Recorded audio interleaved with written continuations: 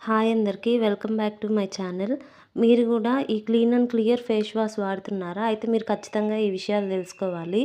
First ఏంటంటే, ఈ face wash అనేది ఆయిల్ స్కిన్ వాళ్ళకి మాత్రమే అనమాట.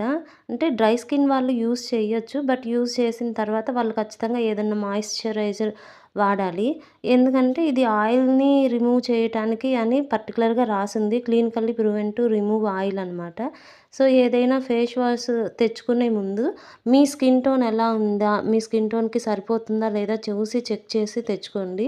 నాది డ్రై స్కిన్ను. నేను ఇది వాడాననమాట. వాడిన తర్వాత నా స్కిన్ ఇంకా డ్రైగా అయింది.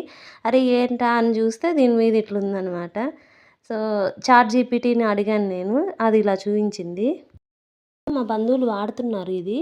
సరే వాళ్ళు వాడుతున్నారు కదా! నేను ఇది తెచ్చుకుందామని తెచ్చుకున్నా. కాపోతే వాళ్ళ స్కిన్ టైప్ వేరుంటది. నా స్కిన్ టైప్ డ్రై గాబట్టి నేను వేరేది తెచ్చుకోవాల్సింది తెలియకుండా తెచ్చుకున్నాననమాట. ఇది డ్రై స్కిన్ వాళ్ళకి అంత యూజ్‌ఫుల్ కాదేమో! నేను చూసుకోకుండా తెచ్చుకున్నాను. అందరు నీలాగే చూసుకోకుండా తెచ్చుకుంటారా అని మాత్రం అనకండి. సో, మీకు గూడా యూజ్ అవ్వచ్చు గదా! అని వీడియో చేస్తున్నా అనమాట. మీకు కూడా ఎప్పుడైనా ఇలా జరిగిందా? కామెంట్‌లో చెప్పండి. మీకు ఈ వీడియో ఉపయోగపడింది అని అనిపిస్తే ప్లీజ్ లైక్ చేయండి లేదా కామెంట్ చేయండి.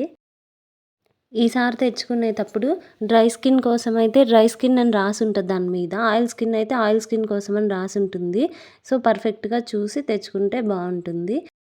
వీడియో మీకు నచ్చినట్లయితే please like, share and subscribe my channel. Thank you.